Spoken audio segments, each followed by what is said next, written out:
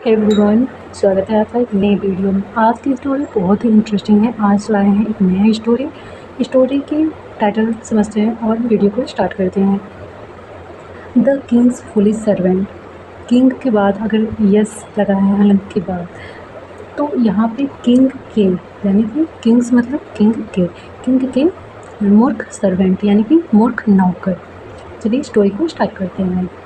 ये स्टोरी की टाइटल है किंग्स फुलिश सर्वेंट यानी कि राजा के मूर्ख नौकर।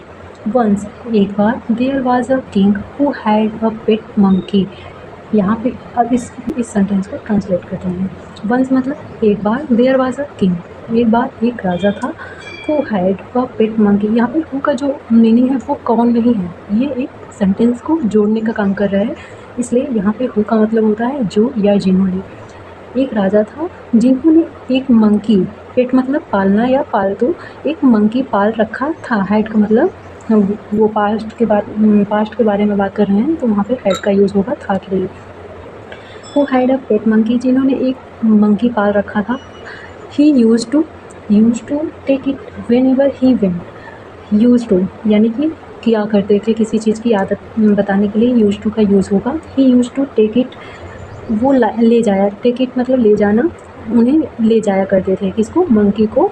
इट का यूज़ होता है जब किसी जीव जंतु या छोटे बच्चों के बारे में, टेक इट यानी कि इट का यूज़ तभी होता है जब छोटे बच्चों या जानवरों के बारे में बात किया जाए।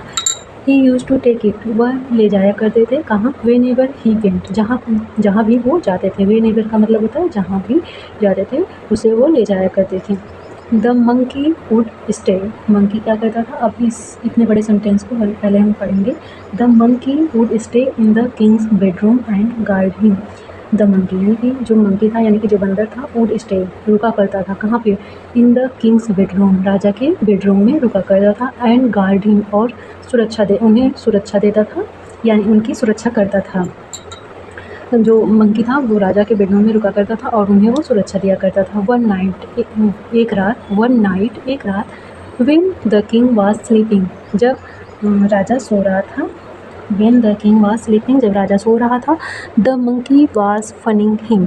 फनिंग का मतलब होता है कि किसी को हवा देना या पंखे झलना, उसको फनिंग बोलते हैं। फनिंग हिम, जो मंकी था वो उन्हें हवा दे रहा था। सिटिंग बाय हिज साइड, उनके साइड यानी कि उनके बगल में बैठ कर वो हवा दे रहा था। A housefly come through the window and sat on the king's nose. A housefly मतलब कि जो मच्छर नहीं होती उनको housefly बोलते हैं। came मतलब आई। थ्रू द विंडो, जो खिड़की थी उनके द्वारा।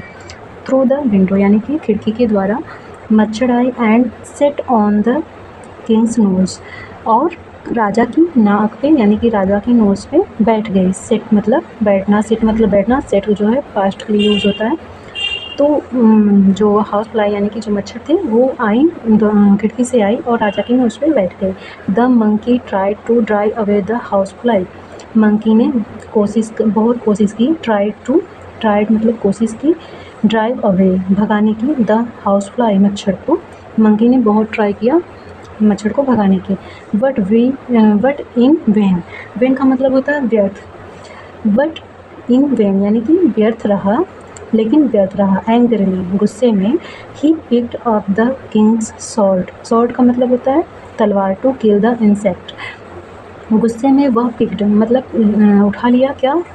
पिक्ड अप यानी कि उठा लिया। द किंग्स सॉर्ड यानी कि राजा की तलवार को गुस्से में वो उठा लिया। टू किल द इंसेक्ट, कीड़े को मारने के लिए वह गुस्से में राजा की तलवार को उठा लिया। तो होता है the king's slave was disturb due to the sound in the room and he opened his eyes.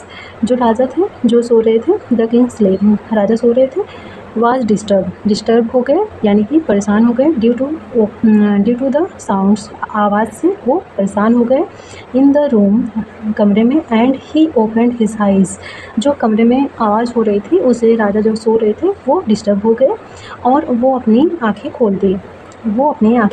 The monkey was standing next to him with a sword in his hand.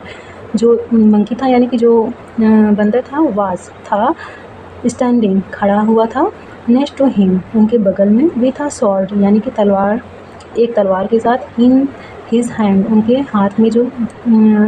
हाथ में तलवार के साथ वो खड़ा हुआ था उनके बगल में, ready to kill the house fly sitting on his nose, तैयार था किस लिए, to kill the house fly यानी मच्छर को मारने के लिए वह तैयार था, सिटिंग ऑन हिज नोज जो उनके नोज़ पे बैठा हुआ था, किसके, राजा के जो नोज़ पे बैठा हुआ था हाउस फ्लाई यानी कि मक्खी, उनको मारने के लिए वह तैयार था। He immediately snatched the sword from the monkey's hand, he मतलब वह कौन, राजा, इमीडिएटली तुरंत, स्नैच्ड यानी छीन लिया, the sword from the monkey's hand, sword मतलब तलवार, from the monkey's hand monkey के हाथों से उन्होंने तलवार छीन लिया।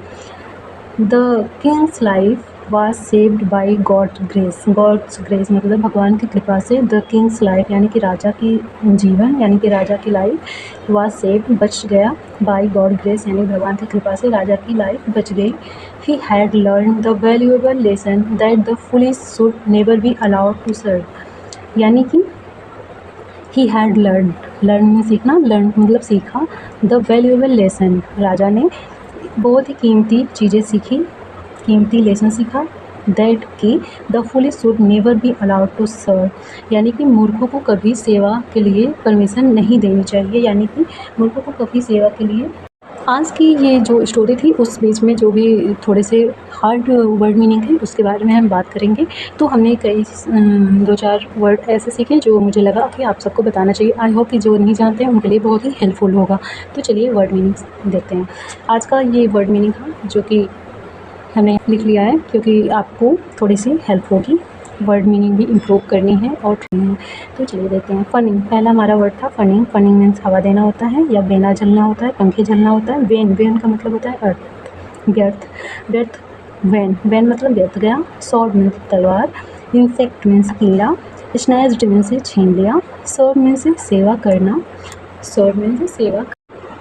आई होप कि ये शॉर्ट स्टोरी आपको बहुत ही पसंद आई होगी। अगर वीडियो थोड़ी सी भी इंटरेस्टिंग लगे प्लीज़ लाइक सब्सक्राइब शेयर करना ना भूलें। मिलते हैं नेक्स्ट वीडियो में नेक्स्ट स्टोरी के साथ, और ऐसे ही हम छोटे छोटे स्टोरी पार्ट में लेकर आएंगे। आपको देखने में बोरिंग भी नहीं होगी क्योंकि स्टोरी छोटी है और वीडियो भी छोटी होगी।